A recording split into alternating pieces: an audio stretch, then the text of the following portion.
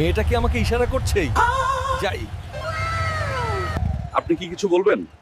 আমাকে একটু লিফট দিবেন, একটু সামনে দরকার ছিল। তাড়াতাড়ি উঠে পড়ুন, কোনো সমস্যা নেই। এমন লিফট দিমু উড়বেন। গাড়ি থামান একটু, আমার খারাপ লাগছে। চলেন, আপনাকে এখনই হসপিটালে নিয়ে যাই। সামনেই হাসপাতাল আছে। আপনার ওয়াইফের পরীক্ষা করতে হবে, জটিল সমস্যা মনে হচ্ছে। ওয়াইফ? এটা তো আমার ওয়াইফ না।